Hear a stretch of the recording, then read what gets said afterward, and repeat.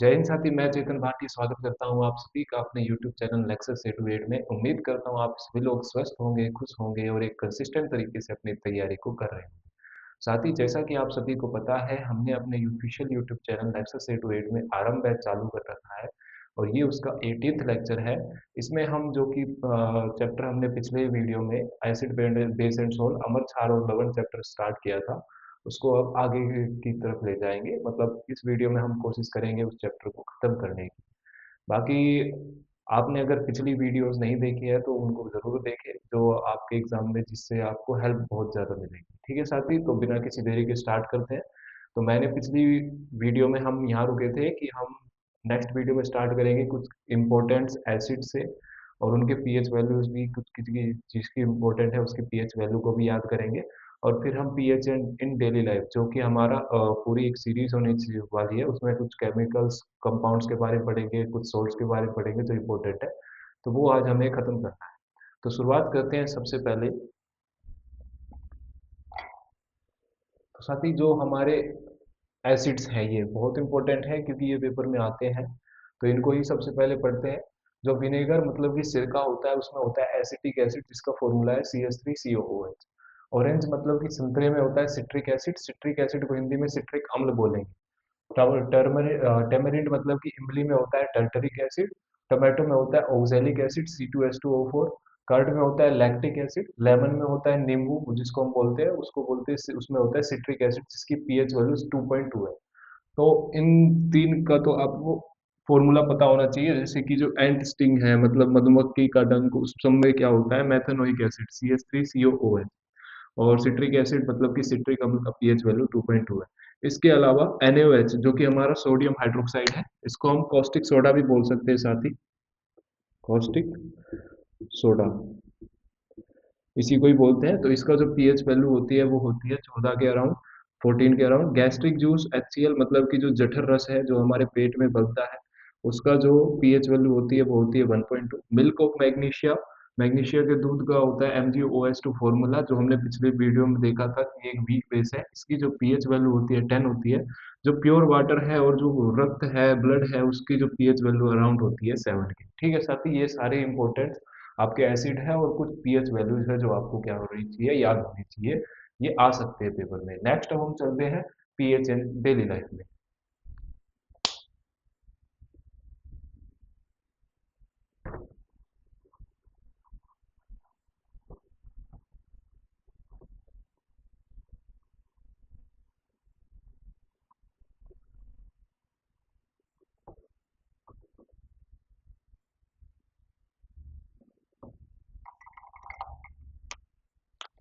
हमें क्या पढ़ना है?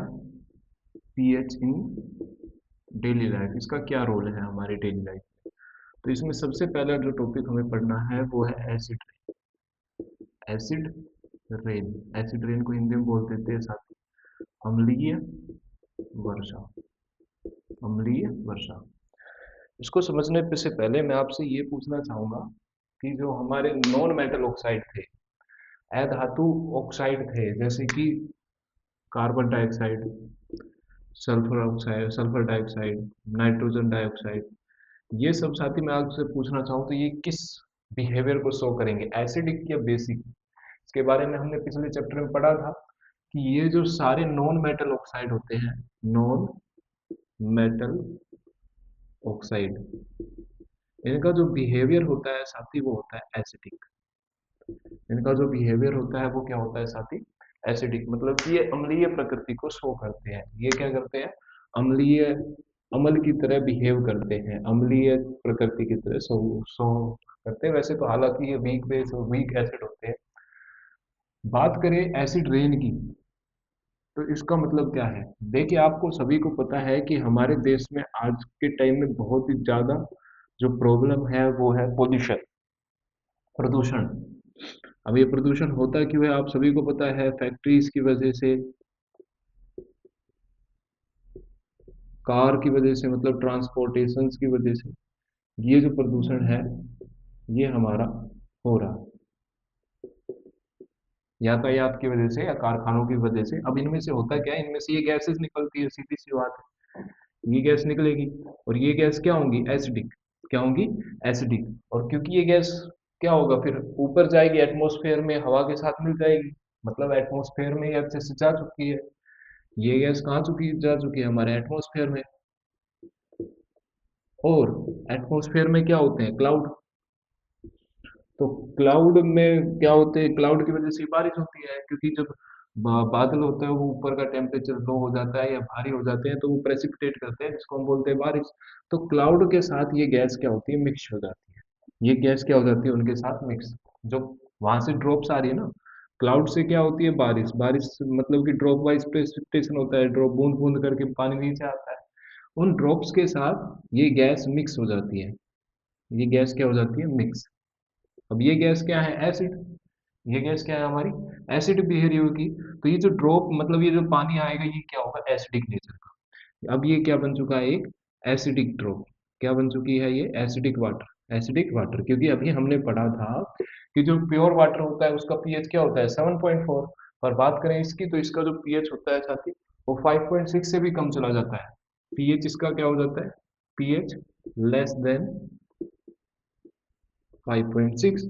और इसी को ही बोलते हैं हम एसिड रेन, अम्लीय वर्षा। तो आप सभी को पता है चला कि अम्लीय वर्षा क्या होती है, कि वायुमंडल में उपस्थित carbon dioxide, sulphur dioxide, nitrogen dioxide gas क्या होती है, और क्या होती है, अम्लीय प्रकृति की होती है। जब ये बारिश की बूंद के साथ मिलकर नीचे की ओर गिरती हैं तो उस वर्षा को हम बोलते हैं एसिडिक अम्ल, अम्लीय वर्षा। और उसका जो पीएच होता है वो 5.6 के करीब या उससे कम होता है। ठीक है। when these gases mix with the drop, the pH value of water decrease from 5 point around 5.6 or less than 5.6. This is known as acidic rain. इसी को क्या बोलते हैं हम, अम्लीय वर्षा। क्या बोलते हैं साथी, अम्लीय वर्षा। नेक्स्ट हम चलते हैं, दूसरी चीज, एक वीनस प्लानट है हमारा। वीनस मतलब कि वेरी एफिशिएंट, बृहस्पति, बुध, शुक्र। हाँ, शुक्र। शुक्र ग्रह है। उस पे जो क्लाउड होते हैं, उसके जो बादल बनते हैं, हमारे यहाँ पे पानी के बनते हैं, वहां पर जो क्लाउड बनते हैं वो बनते हैं H2SO4, सल्फ्यूरिक एसिड, जिसको हम बोलते हैं किंग ऑफ एसिड भी। तो वहां पर आप समझ सकते हो कि जो बारिश होगी वो प्योरली एसिडिक होगी, उसकी पीएच वैल्यू क्या होगी, बहुत ज्यादा कम। तो वहां पर क्या होती है, एसिड रेन। वहां पर भी क्या होती है, एसिड रेन। जो साथ ही प्लांट्स हैं, डिफरेंट प्लांट्स मतलब अलग अलग प्लांट्स की अलग अलग पीएच वैल्यू होती है। Different plants have different pH range, उनकी सरवाइव करने की पीएच रेंज अलग अलग होती है। अच्छा, मिट्टी अगर एसिडिक हो चुकी है, अगर जो सैंड है यानी कि मिट्टी, सोइल, सैंड का तो मतलब रेत हो जाएगा, जो सोइल है अपनी मिट्टी, वो हो चुकी है एसिडिक मतलब कि अम्लीय। तो उसके जो एसिड को घटाने के लिए हम ऐड करेंगे उसमें जिप्सम। क्या ऐड करेंगे, जिप्सम, नहीं, चूना पत्थर। हाँ, चूना पत्थर को हम लिख सकते हैं लाइम वाटर, जो कैल्शियम हाइड्रोक्साइड था, स्लैक्ड लाइम जिसको हम बोलते हैं, उसको हम ऐड कर सकते हैं। और अगर आपकी क्या हो जाए बेसिक, तो उसमें ऐड कर सकते हैं हम मैन्योर। क्या ऐड कर सकते हैं साथी, मैन्योर, या फिर जिप्सम का भी यूज कर सकते हैं। ठीक है। नेक्स्ट हम चलते हैं अगले टॉपिक पे, जो कि है पीएच इन डाइजेशन का क्या रोल है। अच्छा, हमारी ह्यूमन बॉडी है वो भी एक पीएच रेंज पे ही काम करती है। अगर उसका भी पीएच घटता है तो हमारे शरीर में क्या आती है, दिक्कत आती है। जैसे अभी हमने बताया कि जो ब्लड का पीएच वैल्यू होती है और प्योर वाटर की वो अराउंड 7.4 है। सीधी सी बात है, इससे अगर कम होगा मतलब एसिडिक हो जाएगा तो हमें क्या होगी, दिक्कत होगी। हमें समझना है पहले डाइजेशन सिस्टम में पीएच का क्या रोल है। फोर्थ है ये, डाइजेशन। डाइजेशन, डाइजेशन मतलब पाचन में क्या है, अहम भूमिका है। इसके बारे में हम और अच्छे से लाइव प्रोसेस में पढ़ेंगे। बाकी अभी मैं आपको बता देता हूँ, हम जो खाना खाते हैं वो पहले हमारे माउथ के थ्रू उसको हम क्रश करते हैं, छोटे छोटे टुकड़ों में डाल तोड़ते हैं। हमारे मुंह में क्या निकलती है, लार, सलाइवा, जिसमें क्या होता है, एंजाइम होता है, लार अमाइलेज। वहां से उसमें क्या होता है, कार्बोहाइड्रेट का डाइजेशन स्टार्ट हो जाता है। फिर हमारा जो फूड पाइप के थ्रू पेट पेट में खाना पहुंचता है, स्टमक में खाना पहुंचता है। स्टमक की जो वॉल होती है उसमें से निकलता है HCl। HCl सिक्रेटेड यानी स्रावित होता है बाय स्टमक वाल, स्टमक वाल। ठीक है, HCl क्या है हमें पता है, एसिड है। अब इसका काम क्या है, जो हमारा पेट है उसमें प्रोटीन का डाइजेशन स्टार्ट हो जाता है। स्टमक में किस चीज का डाइजेशन स्टार्ट हो जाता है, प्रोटीन का। और प्रोटीन के डाइजेशन के लिए एक एंजाइम होता है जिसको हम बोलते हैं पेप्सिन। क्या बोलते हैं साथी, पेप्सिन। पर ये जो पेप्सिन है ये जब भी काम करेगा जब इसको मिले, ये इसके नखरे हैं एक तरीके से। ये वर्क्स इन एसिडिक मीडियम, ये किस में काम करेगा, जब मीडियम का होगा एसिडिक। अगर एसिडिक मीडियम नहीं होगा तो ये काम नहीं करेगा, मतलब प्रोटीन नहीं पचाएगा। तो इस काम के लिए हमारे पेट में क्या निकलता है, HCl। क्या निकलता है, HCl। पर अब दिक्कत क्या है, जब ये HCl secretes in excess amount, कभी कभी ये जो HCl है ना, ये एक्सेस अमाउंट मतलब अत्यधिक मात्रा में निकल जाता है, अत्यधिक मात्रा। तो इस केस में हमें क्या हो जाती है, एसिडिटी। क्या हो जाती है, एसिडिटी। अब इस केस में हम इसको कैसे ठीक कर सकते हैं, क्योर बाय वीक बेस। अभी हमने पता था कि एसिड को कौन काट सकता है, बेस। कौन काट सकता है, बेस। तो हम एक वीक बेस मतलब कि दुर्बल क्षारक ले लेंगे। और दुर्बल क्षारक का एग्जांपल क्या था, milk of magnesia, MgOH twice, milk of magnesia. तो इसकी हेल्प से हम उसको क्या कर सकते हैं, ठीक। बाकी जो हमारा माउथ है उसका पीएच अगर 5.5 से कम हो जाए,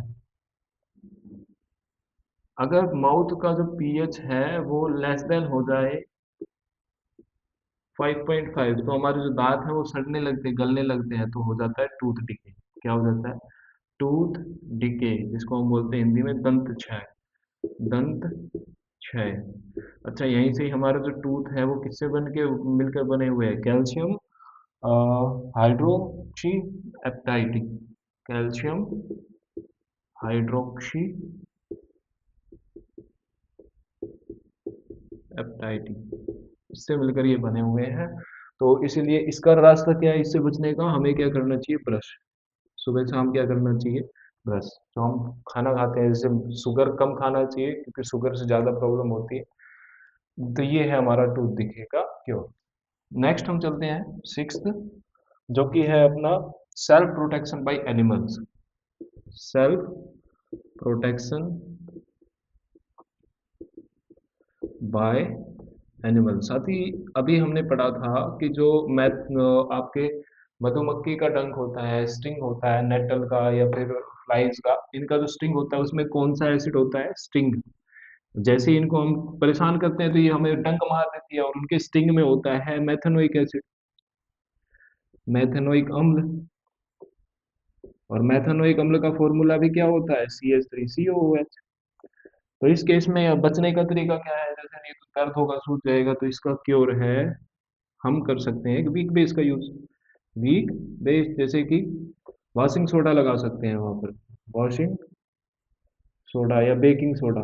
बेकिंग सोडा लिख लेते हैं, वो ज़्यादा ठीक रहेगा। हम किसका यूज़ कर सकते हैं, जो हमारे घर में बेकिंग सोडा होता है उसका हम यूज़ कर सकते हैं। अच्छा, वो क्या नाम है, बहुत सारे क्या लगाते हैं, लोहे की कील लगाते हैं। क्यों लगाते हैं, लोहे की जंग लगी होगी, क्योंकि हमने पढ़ा है कि जंग लगना मतलब आयरन का ऑक्सीजन के साथ रिएक्शन करना, आयरन का ऑक्सीडेशन होना, जिसको हम बोलते हैं कोरिजन, संक्षारण, यानी कि जंग लग रहा, रस्टिंग। तो उस केस में आयरन ऑक्साइड बन रहा है। और अभी हमने पढ़ा था कि जो मेटल ऑक्साइड होते हैं पिछली क्लास में, वो क्या होते हैं, बेसिक नेचर। क्या होते हैं, बेसिक। तो आपके घर वालों को भी साइंस पता है, इसलिए वो क्या लगाते हैं आपके, लोहा लगाते हैं जंग लगा हुआ। ठीक है। नेक्स्ट अब हम चलते हैं, बहुत ही इंपॉर्टेंट रिएक्शन, जो कि मैं कहूँ इम्पोर्टेंट इसलिए है क्योंकि बहुत बार आ चुकी है, नंबर ऑफ टाइम्स। और उस रिएक्शन का नाम है साथी, जो हम पढ़ने जा रहे हैं उस रिएक्शन का नाम है क्लोर एल्कली रिएक्शन। क्लोर क्षार अभिक्रिया। अगर मैं इसकी डेफिनेशन लिखूं तो वो डेफिनेशन है, when electricity pass through the aqueous solution of NaCl, when electricity is passed through the solution of NaCl, we get NaOH, sodium hydroxide, hydrogen and chlorine. और ये जो तीनों प्रोडक्ट है इनका यूज है वो यूज हम पहले बाद में सीखेंगे, पहले इसको समझते हैं ये करते कैसे हैं। ये देखिए हमने एक बीकर लिया, इस बीकर में हमने क्या ले लिया सॉल्यूशन ऑफ NaCl। NaCl मतलब पानी में नमक घोल दिया, NaCl सॉल्यूशन ले लिया AQ, एक्वस सॉल्यूशन। ठीक है साथी। अब हमने क्या किया है, इसमें इलेक्ट्रिसिटी पास करवाने के लिए हमने ऐसे ये दो रोड लगाई है जिनको हम इलेक्ट्रोड बोलते हैं।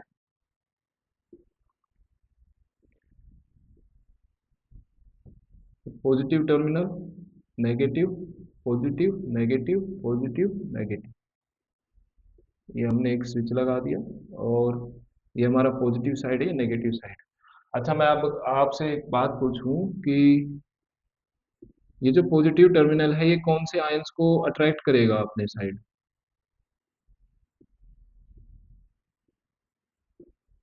पॉजिटिव वाला किसको अट्रैक्ट करेगा? नेगेटिव आयन को, मतलब एन आयन को। तो इसका नाम है एनोड। क्या है साथी? एनोड। देखो जो नेगेटिव आयन होते हैं उनको हम बोलते हैं एनायन, ठीक है। और जो पॉजिटिव आयन होते हैं उनको हम बोलते हैं कैटायन, इनको हिंदी में भी यही बोलते हैं। तो पॉजिटिव वाले को नेगेटिव करेगी तो इस रोड का नाम है कैथोड। क्या है साथी? कैथोड। और इसका एनोड। ठीक है। तो जब इसमें से इलेक्ट्रिसिटी पास होगी तो होगा क्या? सीधी सी बात है, NaCl प्लस H2O, यहाँ दो चीजें हैं। H2O मतलब वाटर। जब हम इसमें से इलेक्ट्रिसिटी पास करते हैं तो हमारे पास मिलता है NaOH, प्लस में क्लोरीन गैस, प्लस में हाइड्रोजन गैस। अब क्लोरीन गैस में देखिए Cl माइनस में ब्रेक डाउन होगा तो क्लोरीन गैस जाएगी अपनी किधर? पॉजिटिव रोड मतलब कि एनोड की तरफ। और हाइड्रोजन पे क्या होगा? प्लस चार्ज, तो वो आएगी इधर। ठीक है। और जो ब्राइन सॉल्यूशन नीचे बच जाएगा हमारे पास, ब्राइन। क्या बच जाएगा? Brine, sodium hydroxide. इसको हम बोलते हैं ब्राइन सॉल्यूशन, ब्राइन का घोल। ये जो सॉल्यूशन बचेगा ये हमारे पास क्या बचेगा? ब्राइन सॉल्यूशन, ब्राइन सॉल्यूशन यानी कि घोल। तो ये होती है हमारी क्लोर एल्कली रिएक्शन। अब इस क्लोर एल्कली रिएक्शन में हमारी तीन चीजें बनी है, तीनों का यूज समझते हैं। पहले समझते हैं NaOH का, फिर समझेंगे हम क्लोरीन गैस का, फिर समझेंगे हम हाइड्रोजन गैस का। NaOH क्या है? इसको हम मेटल की ग्रीस हटाने के लिए यूज कर सकते हैं। Use to remove grease off metal, grease off metal. इसको छोड़कर इसका और भी यूज है, जैसे इसको हम सोप, डिटर्जेंट या फिर बहुत सारे चीजें बनाने में, एस्टर वगैरह बनाने में, जो कि हम पढ़ेंगे फोर्थ चैप्टर में, उसमें बनाने में यूज कर सकते हैं। आप क्लोरीन गैस का यूज कर सकते हैं हम ब्लीचिंग पाउडर बनाने में, विरंजक चूर्ण, ब्लीचिंग मतलब कि विरंजक चूर्ण। और यही हमारा हमारा अलग अगला टॉपिक है, विरंजक चूर्ण। ठीक है। इसको हम डिसइंफेक्टेंट के रूप में भी यूज कर सकते हैं। डिसइंफेक्टेंट मतलब कि जो पानी की जो गंदगी है उसको साफ करने के लिए, बैक्टीरिया को मारने के लिए, जिसको बोलते हैं क्लोरीनेशन। CFC बनाने में, PVC बनाने में, और पेस्टिबायोसाइड। CFC क्लोरोफ्लोरोकार्बन, और PVC अब तो ये बंद हो चुका है खैर, PVC पोनिविलाइन कार्बोनेट, और आपका CFC, PVC और पेस्टिसाइड्स, पेस्टिसाइड्स। इसका यूज कर सकते हैं हम अमोनिया बनाने में, जो कि किस लिए यूज होता है? खाद के रूप में। और आपका फ्यूल, हाइड्रोजन का यूज करके हम फ्यूल भी बना सकते हैं, और मार्गरीन बनाने में भी। ठीक है। ये तीनों का यूज है, इसलिए ये इंपॉर्टेंट रिएक्शन है कि क्लोरीन एल्की रिएक्शन क्या है? When electricity pass through the solution we get a solution of NaCl, we get NaOH, H2 and chlorine gas. All these compounds are used for different purposes and it is very important। और ये इसका procedure है कि ये कैसे occur होती है। ठीक है साथी। अब नेक्स्ट हम चलते हैं, कुछ इंपॉर्टेंट सोल्ट्स के बारे में पढ़ना है अभी हमें, जो कि हमारा आज का लास्ट टॉपिक है। हर एक के सोल्ट का हम पढ़ेंगे, बनने का प्रोसीजर, फॉर्मेशन, और फिर इनका यूज। तो हमें क्या पढ़ना है, पहले उनका नाम, प्रोसीजर और उनका यूज, तीन चीजें पढ़नी है। तो सबसे पहले हम पढ़ेंगे ब्लीचिंग पाउडर के बारे में। पहला जो सोल्ट है वो है अपना ब्लीचिंग पाउडर, जिसके बारे में अभी हमने पढ़ा था, विरंजक चूर्ण। विरंजक चूर्ण होता क्या है, जब हम कैल्शियम हाइड्रोक्साइड CaOH2 में क्लोरीन ऐड कर दें, क्लोरीन गैस पास कर दें, तो हमें मिलता है CaOCl2। CaOCl2 प्लस में वाटर, प्लस में वाटर। पहले तो इसको देखो रिएक्शन क्या, ये बैलेंस्ड है। यहाँ पर ऑक्सीजन है साथ ही दो, यहाँ पर भी है दो, क्लोरीन यहाँ पर दो है, कैल्शियम यहाँ पर एक है, हाइड्रोजन वहां पर कितने हैं, तो बिल्कुल बैलेंस है ये रिएक्शन। तो ये रिएक्शन हमारी क्या है, ब्लीचिंग पाउडर बनाने की, तो इम्पोर्टेंट है, ठीक है। दूसरी बात, तो ये है हमारा ब्लीचिंग पाउडर, ये हमारा क्या है, ब्लीचिंग पाउडर, ये इसका फॉर्मूला है, विरंजक चूर्ण। अब इसका यूज देखते हैं। यूज है साथ ही इसका cloth factory for bleaching, bleaching में मतलब रंग हटाने में एक तरीके से इसका यूज होता है, bleaching in cloth factory, cloth factory. विरंजक मतलब जो रंग को हटा दे, of cotton and linen, oxidising agent है ये एक बहुत अच्छा, क्योंकि ये दूसरों कंपाउंड को क्या कर देता है, ऑक्सीडाइज, और खुद हो जाता है रिड्यूस, जो दूसरों को अपचीत करके खुद अपचीत हो सकता है, तो ये ऑक्सीडाइजिंग एजेंट है। ऑक्सीडाइजिंग एजेंट को हिंदी में क्या बोलेंगे, ऑक्सीकारक, ये है एक ऑक्सीकारक। तीसरा इसका जो यूज है वो है टू क्लीन ड्रिंकिंग वाटर, हम इसका यूज करके ड्रिंकिंग वाटर को क्लीन कर सकते हैं, उसके बैक्टीरिया क्या हो जाते हैं, मर जाते हैं। टू क्लीन ड्रिंकिंग वाटर, जिसको हम बोलते थे क्लोरीनेशन, क्या बोलते थे साथी, क्लोरीनेशन। नेक्स्ट कंपाउंड पे चलते हैं, जो कि अपने होने वाला है बेकिंग सोडा। बेकिंग सोडा, और जो इसका फॉर्मूला होता है वो होता है NaHCO3। अगर मैं इसका केमिकल नाम पूछूं तो इसका क्या हो जाएगा, सोडियम हाइड्रोजन कार्बोनेट। क्या नाम है साथ इसका, सोडियम हाइड्रोजन कार्बोनेट। ये बेसिक नेचर का होता है, इसलिए इसको हम वीक बेस के लिए भी यूज कर सकते हैं, वीक बेस की तरह भी इसका यूज कर सकते हैं, ठीक है। अब इसकी फॉर्मेशन देखते हैं, मतलब किस रिएक्शन से ये बनता है। तो जब हम NaCl H2O CO2 और अमोनिया NH3 को रिएक्ट करवाते हैं साथी, तो हमें मिलता है NH4Cl प्लस में NaHCO3, हमें ये चीजें मिलती है। तो यहाँ पर NH4Cl क्या है, हमारा अमोनियम क्लोराइड, इसको क्या बोलेंगे साथी हम, अमोनियम क्लोराइड, ठीक है। ये है हमारा बेकिंग सोडा। क्या रिएक्शन बैलेंस है ये, Na एक है, क्लोरीन एक है, हाइड्रोजन चार है, वहां पर हाइड्रोजन कितने हैं, दो और तीन पांच, वहां पर भी पांच है, कार्बन एक ही है, ऑक्सीजन दो और एक तीन तीन, ठीक है, बिल्कुल बैलेंस्ड है ये रिएक्शन। तो ये हमारी वो रिएक्शन है। अच्छा, जब हम इसको गर्म करते हैं NaHCO3 को, क्या करते हैं हम, गर्म, डेल्टा ये हीट का साइन है, तो ये Na2CO3 प्लस में H2O, मतलब इसमें टूट जाता है, ठीक है, प्लस में CO2 गैस, प्लस में CO2 गैस, ये गैस निकलती है। इस गैस की वजह से हम जिस चीज में यूज करते हैं, देखो जैसे केक बनाते हैं जब इसका यूज करते हैं, या फिर हम भटूरे बनाते हैं, मैदे की चीजें बनाते हैं, तो मैदे में ये मिला देते हैं, जिससे क्या हो जाता है, मैदा फूल जाता है। क्यों फूल जाता है, वो इस गैस के कारण फूल जाता है, कि भी ये गैस क्या हो जाती है उसमें इकट्ठा, ये गैस उसको फुला देती है, ठीक है। इसके यूज पढ़ते हैं अब।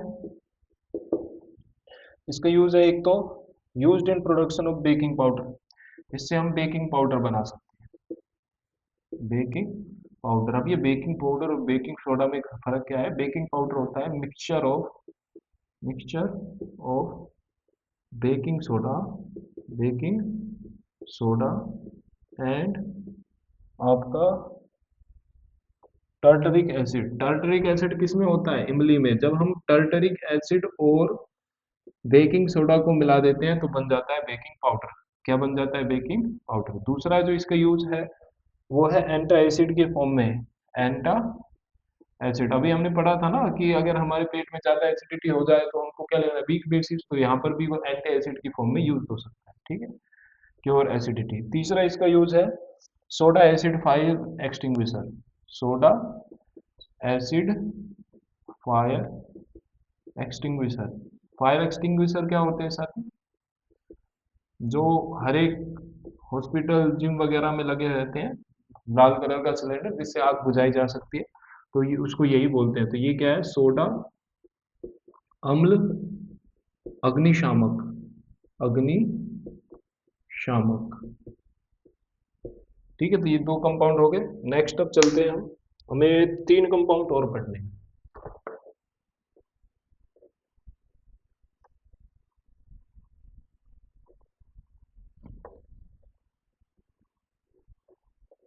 नेक्स्ट हमें पढ़ना है वॉशिंग सोडा।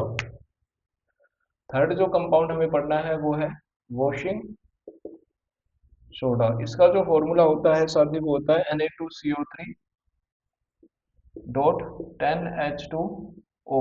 अब ये 10H2O क्या है, ये है क्रिस्टलाइजेशन ऑफ वाटर।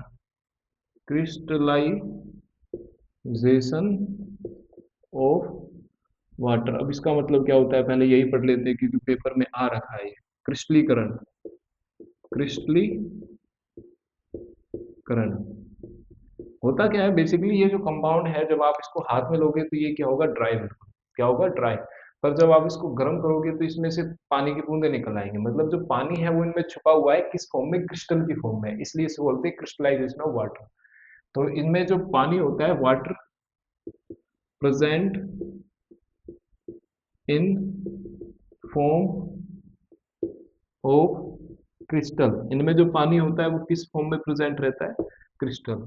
तो इसलिए इसको क्या बोलते हैं, crystallisation of water.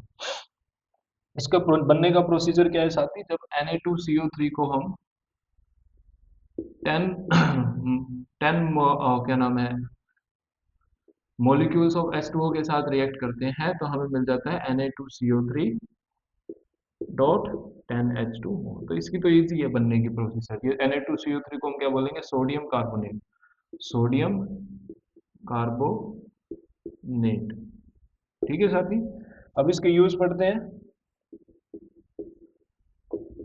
Used in glass, कांच बनाने में, सोप, डिटर्जेंट इनमें, ठीक है, और पेपर में, पेपर इंडस्ट्री में भी इसका ही क्या होता है, यूज होता है, पेपर इंडस्ट्री। इनके यूज से क्वेश्चन आ सकते हैं, इसलिए यूज करना बहुत इंपॉर्टेंट है। नेक्स्ट जो इसका यूज है साथी वो है अपना सोडियम कंपाउंड बनाने में, use to form sodium compound. Sodium compound, इसमें सोडियम है तो सोडियम कंपाउंड बना सकते हैं इससे। इसका एग्जांपल है बोरेक्स। हम इसका यूज करके बोरेक्स बना सकते हैं।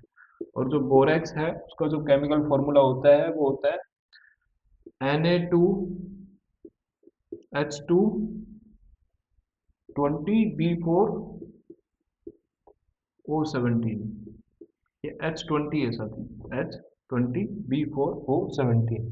इसको हम बोलते हैं बोरेक्स। क्या बोलते हैं, बोरेक्स। इसका यूज करके हम यूज्ड टू रिमूव, जल की कठोरता, hardness of water, hardness of water, मतलब कि जल की कठोरता, ठीक है। ये हमारा हो गया तीसरा कंपाउंड। अब हम चलते हैं नेक्स्ट कंपाउंड जो कि अपना प्लास्टर ऑफ पेरिस, जो कि अपना लास्ट कंपाउंड है, फोर्थ कंपाउंड। इसमें बात क्रिस्टलाइजेशन था वो हमने पढ़ लिया, ठीक है। इसमें भी जो प्लास्टर ऑफ पेरिस है इसमें भी हम पढ़ेंगे क्रिस्टलाइजेशन के बाद, क्रिस्टलाइजेशन के बारे में। बहुत इंपॉर्टेंट है प्लास्टर ऑफ पेरिस, क्योंकि इसमें दो कंपाउंड खत्म हो जाते हैं। प्लास्टर ऑफ पेरिस, पेरिस में इसका आविष्कार हुआ इसलिए इसको प्लास्टर ऑफ पेरिस बोलते हैं। तो जब हम जिप्सम में ऐड करते हैं, जिप्सम हीटेड, जिप्सम को हम हीट करते हैं तो सीधी सी बात है इसमें से पानी निकल जाता है और क्या बनता है, प्लास्टर ऑफ पेरिस, POP। इसका फॉर्मूला देखो ये है, प्लास्टर ऑफ पेरिस का होता है CuSO4 CaSO4 dot half H2O, CaSO4 calcium sulphate dot half H2O।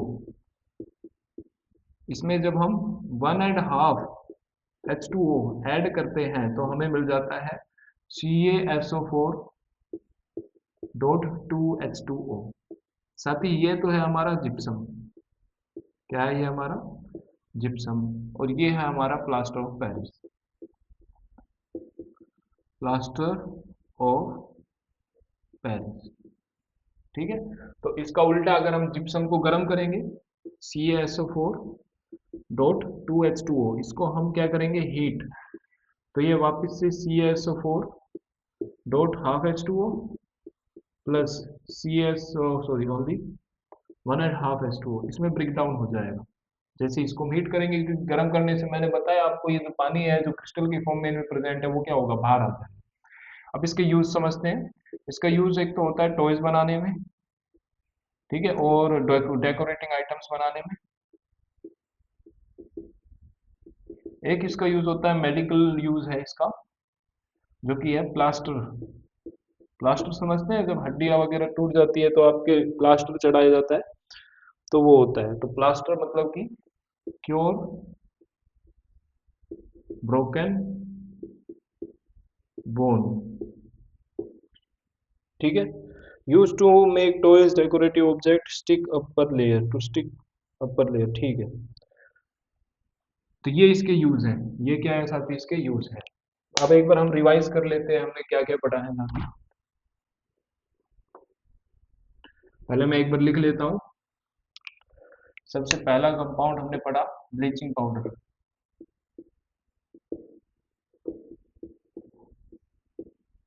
दूसरा हमने पढ़ा बेकिंग सोडा। तीसरा वॉशिंग सोडा। चौथा plaster of Paris. Plaster of Paris. अब एक बार इनको रिवाइज करते हैं सभी हम। ये 4 कंपाउंड हमने पढ़े हैं इस चैप्टर में और चारों इंपॉर्टेंट हैं। शुरुआत करते हैं। सबसे पहले हम लेंगे ब्लीचिंग पाउडर। ब्लीचिंग पाउडर का अगर फॉर्मूला बताएं तो साथी क्या होता है? CaOCl2। ये इसका फॉर्मूला होता है। कहाँ कहाँ यूज होता है? प्योरिफिकेशन ऑफ वाटर में, CFC बनाने में, क्लोरोफ्लोरोकार्बन, PVC बनाने में, पॉलीविनाइल कार्बोनेट, क्लोरेट कार्बोनेट, और आपका पेस्टिसाइड्स बनाने में, पेस्टिसाइड्स। बेकिंग सोडा, इसका फॉर्मूला क्या था? NaHCO3, sodium hydrogen carbonate. Baking powder बनाने में इसका यूज था। इसको हम एंटा एसिड के लिए भी यूज कर सकते थे, एंटा एसिड। वॉशिंग सोडा का फॉर्मूला क्या था? Na2CO3 dot 10H2O। इसमें ये डॉट 10H2O का मतलब क्या है? Crystallisation of water. और क्वेश्चन ऐसा आता है किसमें सबसे ज्यादा क्रिस्टल बनाने की एबिलिटी है, तो वो सोडियम कार्बोनेट में ही है, ठीक है। बाकी इसके बाद इसके यूज क्या था? हार्डनेस ऑफ वाटर को रिमूव करने में, hardness of water, soap, glass और paper industry. Plaster of Paris का फॉर्मूला क्या था? CaSO4 dot half H2O। अच्छा, इसका यूज करके हम जिप्सम भी बना सकते थे, जो कि क्या था? CaSO4 dot 2H2O। इसका यूज कहाँ होता है? प्लास्टर में, मतलब कि प्लास्टर जो घर में चढ़ाते हैं उसमें भी, ब्रोकन बोन को ठीक करने में, टॉय बनाने में, और डेकोरेटिव आइटम बनाने में, डेकोरेटिव आइटम। ये इसके यूज थे। तो ये हमने 4 कंपाउंड पढ़े थे साथ ही इसमें, जो कि हमने सारे रिवाइज कर दिए हैं। और इसी के साथ ये चैप्टर भी खत्म हो चुका है हमारा, एसिड बेस एंड सोल्ट। तो हमने साइंस के 2 चैप्टर खत्म कर दिए हैं। तो नेक्स्ट चैप्टर हम करेंगे केमिस्ट्री का, जो अपना लास्ट चैप्टर होने वाला है, कार्बन एंड इट्स कंपाउंड। और वो बहुत ज्यादा हाई वेटेज का आता है, तो उसको हम पूरे अच्छे से कोशिश करेंगे कि उसको 2 ना करके 3 वीडियो में खत्म करें। तब तक के लिए खुश रहिए, स्वस्थ रहिए। मिलते हैं नेक्स्ट वीडियो में। जय हिंद।